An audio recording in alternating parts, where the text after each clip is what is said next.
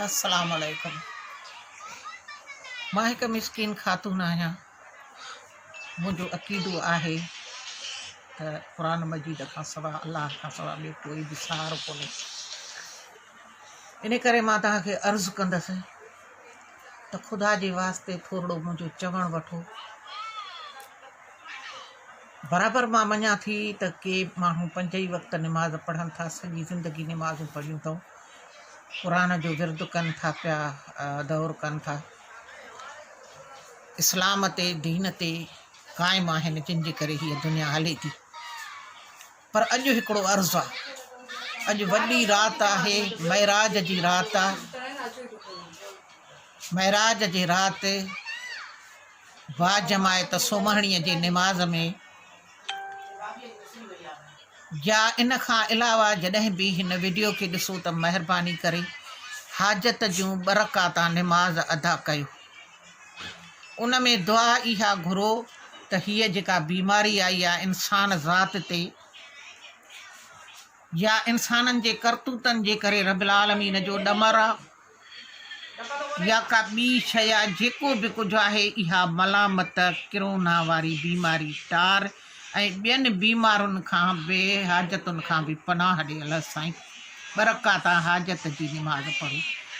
मस्जिद में जेके जेके वञनि था निमाज़ पढ़णु, उहे पेश इमाम खे चवनि त निमाज़ पढ़ी निमाज़ खां बाद में या निमाज़ खां वक़्तु अॻु में अगरि ॾेई सघो था त वञूं। जंहिं महिल दिलि चएव उन महिल हाजत जूं 2 रकाता निमाज़ अदा कयो, जंहिंजा 4 सजदा आहिनि। को ख़ासि टाइम नथो लॻे, वॾो टाइम नथो लॻे।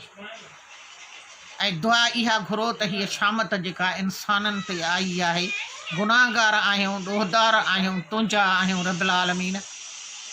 असांखे ख़बर नथी पए त काथऊं तूं कावड़ियो आहे, ॾमरियो आहे। असांखे ख़बर नथी पए त असांजे अमालनि जे करे या कंहिं दुनियादारीअ जे करे या दीन जी का गफ़लत कई अथसीं जो हीअ शामत असांजे मथां विधी थी। तूं मालिक आहीं काइनात जो, इंसाननि जो।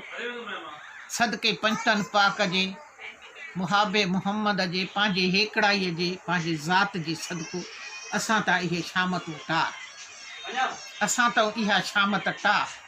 इन जो वजूद बीमारीअ जो ख़तमु कर, इन जो वजूद ख़तमु कर।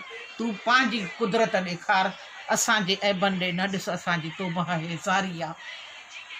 महिरबानी करे इहा निमाज़ पढ़ो ऐं आख़िर में इहो चओ पेश इमाम खे, या पाण अकेलाईअ में निमाज़ पढ़ो था त बि इहा हाजत जी निमाज़ पढ़ो त ॿचनि सिरनि जो ख़ैरु रहे, इंसान ज़ात जो ख़ैरु रहे। ऐं आख़िर में इहा दुआ घुरो त या रब्बुल आलमीन हीअ शामत असां तां टार त असां 2 रकाता शुक्राने जा नफ़ल अदा कंदासीं। जंहिं महिल दिलि में अचेव, जंहिं महिल बि हिकिड़ो उथाव थिएव त हीअ कहिड़ी शामत आहे, छो हिन बला में फाथा आहियूं। सॼी दुनिया वकोड़जी वई आहे, कंहिं हिक जे लाइ हुजे, ज़िले तालके ॻोठ जे लाइ त चइजे त ठहियो इहा इन्हनि जे मथां आहे। न, हे सभु इंसान ज़ात जे लाइ, सॼी दुनिया जे लाइ थी वई आहे। इन शामत खां बचण जे लाइ जेके जेके बि हीउ वीडियो ॾिसियो, 2 रकाता हाजत जी निमाज़ अदा कयो ऐं पोइ शुक्राने जा 2 रकाता नफ़ुल बासे छॾियो त हिन मां जल्दी असांजी जान छॾाए, सिर सलामत रखो रब्बुल आलमीन। ईमान जी सलामती ॾे, तूं ई असांखे इबादत जे रुजू कर, तूं ई असांजे मन में के दीन जूं ॻाल्हियूं विझ, जंहिंमें तूं राज़ी हुजे उहे ॻाल्हियूं तूं ई मन में विझ। असां त हीअ शामत टार। मुंहिंजो अर्ज़ु आहे 2 रकाता हाजत जी निमाज़ पढ़ो ऐं 2 रकाता शुक्राने जा नफ़ुल बासियो। पर जेकॾहिं 10 दफ़ा दिलि में अचेव त 10 दफ़ा हाजत जी निमाज़ पढ़ो, को हर्ज कोन्हे को। महिरबानी।